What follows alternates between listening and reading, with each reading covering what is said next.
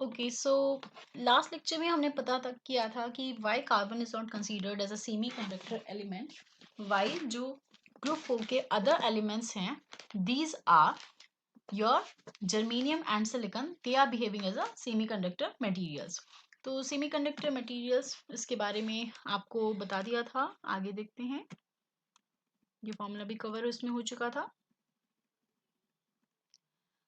अभी यहाँ पर हम देख रहे हैं the atomic structure and covalent bonding of silicon atom. So in figure 1.6 atomic structure of germanium and silicon, तो अगर आप देखेंगे ये outer most shell जो है यहाँ पर, ये 4 valency electrons हैं. So that's why it names as group 4. So it belongs to group 4 because इसके outer most shell में 4 valence electrons हैं.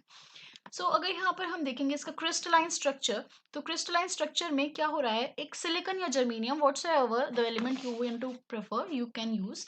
सो हमने यहाँ पर अगर सिलिकॉन शो किया हुआ है तो हम देख रहे हैं कि सिलिकॉन के 4 उसके पास आउटर मोस्ट शेल में 4 एटम्स हैं, सॉरी ये 4 इलेक्ट्रॉन्स हैं उसके आउटर मोस्ट शेल में। These are the valency electrons. ये जो नियर बाई सिलिकॉन है, देखिए यहाँ पर भी 4 वैलेंस इलेक्ट्रॉन्स हैं। तो अगर आप देखेंगे तो यहां पर ये बॉन्ड कंप्लीट करने के लिए क्या चाहिए, इसको शेयरिंग करनी होगी।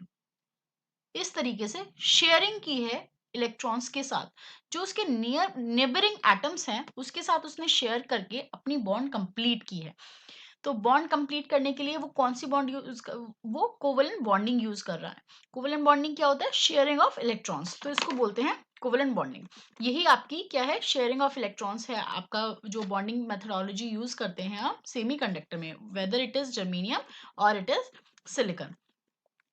एनर्जी लेवल, एनर्जी लेवल की देखिए अगर बात करें तो यहां पर आपके लिए insulator, semi conductor and conductor oblique metal, इसके बैंड गैप डायग्राम्स कंपेयर करके शो किया हुआ है। अगर इंसुलेटर में आप देखेंगे तो देखिए यहाँ पर क्या है, वैलेंस बैंड है एंड कंडक्शन बैंड है। 2 बैंड्स होती हैं और उन दोनों बैंड्स के, सो this is your conduction band and this is your valence band, and in दोनों बैंड के बीच का जो गैप होता है उसको बोलते हैं बैंड गैप और एनर्जी बैंड गैप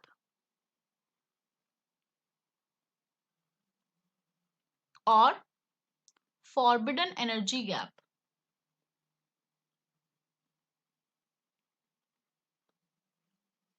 सो आपका क्या होता है, जो आउटर मोस्ट शेल में आपके इलेक्ट्रॉन्स प्रेजेंट है वो कहाँ पर होते हैं, वैलेंस इलेक्ट्रॉन्स होते हैं, यहाँ पे वैलेंस बैंड में वे प्रेजेंट होते हैं।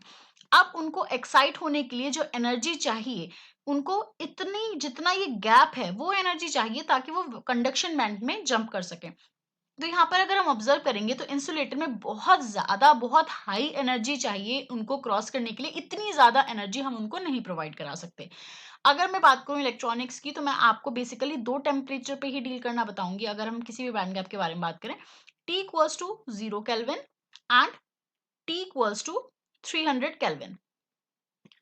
T इक्वल्स टू 0 केल्विन, इसका मतलब है आपका, हम इसको बोलते हैं absolute temperature, and T equals to 300 kelvin, इसको हम बोलते हैं स्टैंडर्ड रूम टेम्परेचर। तो ये 2 टेम्परेचर हैं जिस पर आप डील करेंगे। एब्सोल्यूट टेम्परेचर पर आपके क्या हैं, यहाँ पर इलेक्ट्रॉन्स होते हैं।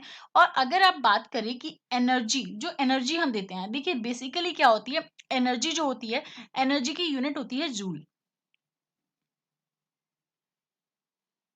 बट अगर हम बात करें इलेक्ट्रॉनिक्स की, फिजिक्स में जो आपने पढ़ा हुआ है वो पढ़ी है एनर्जी की यूनिट जूल, बट इलेक्ट्रॉनिक्स में जो आपकी एनर्जी की यूनिट होगी that will B electron volt. यानी कि ये जो गैप दिखाया हुआ है 5 इलेक्ट्रॉन वोल्ट, यानी इन इलेक्ट्रॉन्स को, वैलेंस इलेक्ट्रॉन्स को कंडक्शन बैंड में रीच करने के लिए मिनिमम 5 इलेक्ट्रॉन वोल्ट्स की आपकी क्या चाहिए, एनर्जी चाहिए in order to excite them. तो यहां से इलेक्ट्रॉन तब जाकर वो कंडक्शन बैंड में जा पाएगा। तो अगर T इक्वल्स टू 0 केल्विन हमारा एक एब्सोल्यूट टेम्परेचर है, हमने उसे एनर्जाइज किया, हमने उसका टेम्परेचर बढ़ा दिया, एनर्जाइज किया हमने उसको स्टैंडर्ड रूम टेम्परेचर तक, तब भी हम उसको इतनी एनर्जी नहीं दे पाए वो इतना बड़ा गैप क्रॉस कर सके। मान के चलिए आप इस साइड हैं और बीच में कुछ ये गैप है और आपको यहाँ पर जंप करना है। ये इतना लॉन्गर डिस्टेंस पर है कि आप इसको कभी जंप ही नहीं कर पाएंगे। आप कितना भी फोर्स लगाएं, कितनी भी एनर्जी से क्रॉस करें, आप इसको जंप नहीं कर सकते हैं। इस तरीके से मान के चलिए इंसुलेटर की कंडीशन, कभी भी कंडक्शन बैंड में आपके इलेक्ट्रॉन्स नहीं पहुंच पाएंगे, फ्री इलेक्ट्रॉन्स नहीं होंगे। तो आई आपको पता है dq बाई dt होता है, लास्ट लेक्चर में भी बताया था। फ्लो नहीं हो पाएगा आपके चार्ज कैरियर्स का, इसलिए आपका करंट नहीं होता जनरेट इंसुलेटर में। Next move on to semiconductor. Semiconductor में क्या होता है, बैंड गैप होता है।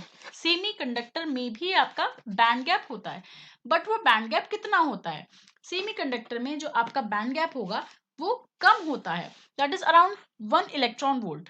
तो ये जो बैंड गैप है आपका, ये जो आपको बैंड गैप दिखाई दे रहा है, ये अराउंड 1 इलेक्ट्रॉन वोल्ट है। अब क्या होता है, ये जो वैलेंस इलेक्ट्रॉन्स है वैलेंस बैंड में अवेलेबल, जब आप इसको एनर्जाइज करते हैं, एक्साइट करते हैं, तो ये वैलेंस इलेक्ट्रॉन क्रॉस कर जाते हैं कहां पर, कंडक्शन बैंड में। तो उससे क्या होता है, ये फ्री इलेक्ट्रॉन्स बन जाते हैं। मैं आपको पेन चेंज करके शो करती हूँ एक बार सेमीकंडक्टर का स्पेसिफिकली, बिकॉज जो मेन हमारी हम डील करने वाले हैं सेमीकंडक्टर में ही करने वाले हैं, तो थोड़ा सा इसको टाइम लेकर समझते हैं। देखिए इसके बाद आपको कोई बुक उठाने की जरूरत नहीं है, बस ये डायग्राम आपको समझना है और यही आपको क्या करना है, अपनी कॉपी पर वहां पर जाके एग्जाम में ड्रॉ कर देना है। तो आप इसको जो ड्रॉ करेंगे उसका तरीका क्या है, उसका तरीका है कुछ ऐसा। तो ऑफ कोर्स इसको डिटेल में बहुत अच्छे से पढ़ना जरूरी है। देखिए क्या होता है, दो हमारे पास बैंड्स होती हैं, हमने ड्रॉ किया है, एक है कंडक्शन बैंड सीबी, एक है वैलेंस बैंड वीबी। याद करने का तरीका, पहले सी आता है तो ऊपर सी, बाद में वी आया तो नीचे V, CB VB, conduction band valence band. दो बैंड्स हैं तो बैंड के बीच का गैप, सिंपल सी बात है, बैंड गैप, तो ये है एनर्जी बैंड गैप। ये एनर्जी बैंड गैप है that is around 1 electron volt. यहाँ पे मैंने आपको बताया था अभी कि दो ही टेम्परेचर में डील करेंगे, या तो T इक्वल्स टू 0 केल्विन पर, या फिर दूसरा टेम्परेचर आपका क्या हो सकता है, that is T equals to 300 kelvin. So 0 kelvin को क्या बोलते हैं, स्टैंडर्ड एब्सोल्यूट टेम्परेचर, 300 केल्विन को क्या बोलते हैं, स्टैंडर्ड रूम टेम्परेचर। अब क्या रहा, ये हमारे पास वैलेंस इलेक्ट्रॉन्स थे, मेंशन कर दीजिए वैलेंस इलेक्ट्रॉन। यहाँ पे कंडक्शन बैंड में क्या है, कुछ भी नहीं है, ये क्या है, कंप्लीटली एम्प्टी। तो अगर आप यहाँ पर ऑब्जर्व करेंगे तो ये किसकी तरह बिहेव कर रहा है, ये तो एक इंसुलेटर की तरह बिहेव कर रहा है, कब, T इक्वल्स टू 0 केल्विन पर। अब यही सब बातें आपको एग्जाम में लिख कर आनी है अपनी कॉपी में। आगे चलते हैं फटाफट से, 3 इक्वल्स टू 300 केल्विन पे क्या हुआ, ये जो वैलेंस इलेक्ट्रॉन्स थे क्या हो गए, एक्साइट हो गए, तो ये क्या रहा, आगे मूव ऑन कर गए और यहाँ पर पहुंच गए, यहाँ पर पहुंचे तो ये क्या बन गए हैं, फ्री इलेक्ट्रॉन, और पीछे क्या रह गया आपका, hole. So this is your hole, this is your free electron. So like that आपका प्रोसेस यहां से स्टार्ट हो गया है। देखिए यही तो हो रहा है आपका, T इक्वल्स टू 300 केल्विन की कंडीशन दिखाई हुई है, जहां पर ये फ्री इलेक्ट्रॉन्स भी आपके अवेलेबल हैं अलोंग विद आपका होल्स। ओके, अब हम देखते हैं आगे। देखिए 1 इलेक्ट्रॉन वोल्ट, 1 इलेक्ट्रॉन वोल्ट, इसका मतलब भी थोड़ा समझ लीजिए, 1 QV that is the energy, that this one. तो Q आपको पता है क्या होता है, 1.6 into 10 to the power minus 19 coulomb volt. Suppose मैंने 1 वोल्ट कंसीडर किया है, तो coulomb into volt that will give you 1.6 into 10 to the power minus 19 joule. तो अगर आपको इलेक्ट्रॉन वोल्ट से जूल में कन्वर्ट करना है तो that will be 1 electron volt equals to 1.6 into 10 to the power minus 19 joule. आते हैं आगे, एक्सट्रिंसिक मटेरियल जो कि है आपका एन टाइप या पी टाइप। एक्सट्रिंसिक मटेरियल हमारा एन टाइप या पी टाइप। अब इसको देखते हैं यहाँ पर अच्छे से, बट इससे पहले क्वेश्चन कि हमारा जो सेमीकंडक्टर था, देखिए जो सेमीकंडक्टर है उसमें करंट आपकी जनरेट हो गई है, सेमीकंडक्टर में हमारी करंट जनरेट है, बट ऐसा क्या रहा कि हमें एक्सट्रिंसिक सेमीकंडक्टर की तरफ आना पड़ा। तो कुछ डिसएडवांटेज थी सेमीकंडक्टर, इंट्रिंसिक सेमीकंडक्टर की। इंट्रिंसिक सेमीकंडक्टर क्या है हमारा, प्योर सेमीकंडक्टर है। प्योर सेमीकंडक्टर है, यहाँ पर देखिए करंट जनरेट तो हुई है, फ्री इलेक्ट्रॉन थे, उनका मूवमेंट हुआ है, फ्लो ऑफ चार्ज से करंट जनरेट तो हुई है, लेकिन वो कंडक्टिविटी जो है ना यहाँ पर वो इतनी कम है कि प्रैक्टिकली हम उसे किसी भी एप्लीकेशन में यूज नहीं कर सकते। तो कंडक्टिविटी हुई, बट कंडक्टिविटी इतनी कम हुई कि हम प्रैक्टिकली किसी भी एप्लीकेशन में उसको यूज नहीं कर सकते। तो हमने क्या मूव करना पड़ा, प्योर सेमीकंडक्टर को छोड़ के इम्प्योर सेमीकंडक्टर बनाना पड़ा, और इम्प्योर सेमीकंडक्टर क्या बना हमारा, एक्सट्रिंसिक सेमीकंडक्टर। नेक्स्ट टॉपिक है आपके सिलेबस का एक्सट्रिंसिक सेमीकंडक्टर। ओके, तो एक्सट्रिंसिक सेमीकंडक्टर इंपॉर्टेंट टॉपिक है, इसको पढ़ने से पहले कुछ टर्म्स मुझे आपको बतानी पड़ेंगी, उन टर्म्स पे थोड़ा सा फोकस करिएगा। सबसे पहली टर्म है आपकी डोपिंग।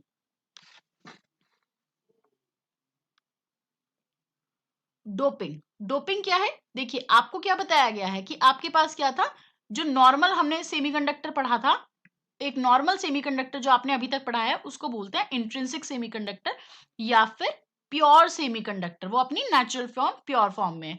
अब उसमें कंडक्टिविटी है, लेकिन वो कंडक्टिविटी इतनी कम है कि प्रैक्टिकली किसी भी एप्लीकेशन में यूजफुल नहीं है। तो हमें क्या करना पड़ेगा, ये कंडक्टिविटी बढ़ानी पड़ेगी, इंक्रीज करनी पड़ेगी। This sigma represents the sign, this is the sign of conductivity.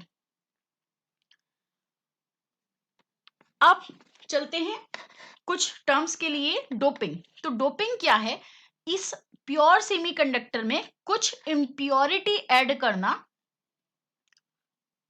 ताकि क्या बन जाए, ये बन जाए इम्प्योर सेमीकंडक्टर, या फिर उसका अनदर नेम क्या हो सकता है, एक्सट्रिंसिक सेमीकंडक्टर।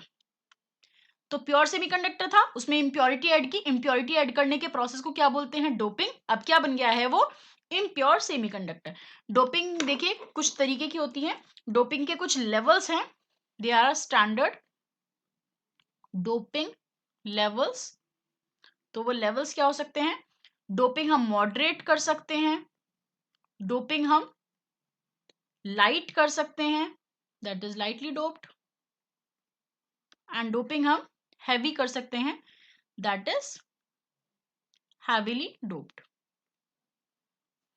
तो मॉडरेट डोपिंग में हमारा क्या होगा, मॉडरेट डोपिंग में हमारा होगा 1:10⁻6 to 10⁸ इसको P और N से रिप्रेजेंट करते हैं।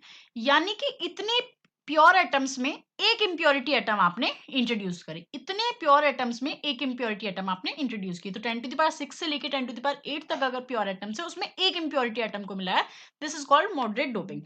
ज्यादा हम ये यूज करते हैं। उसके बाद है लाइटली डॉप्ड। लाइटली डॉप्ड क्या है, 1:10⁻11। 10⁻11 में आपका क्या हो जाएगा, 10⁻11 इम्प्योरिटी एटम्स में एक इम्प्योरिटी एटम किया, बहुत ही कम इम्प्योरिटी एटम को इंट्रोड्यूस किया। Next is your heavily doped, 1:10⁻3।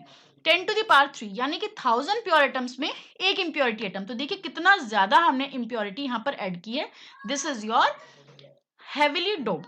तो अगर आप लाइटली डॉप्ड को रिप्रेजेंट कर रहे हैं, that will represent with negative, अगर आप हैवीली डॉप्ड को कर रहे हैं, that will represent with positive. तो ये जो डोपिंग का कॉन्सेप्ट है, ये बहुत काम आने वाला है, कहां पर, हमारे this extrinsic material N type and P type semiconductor में।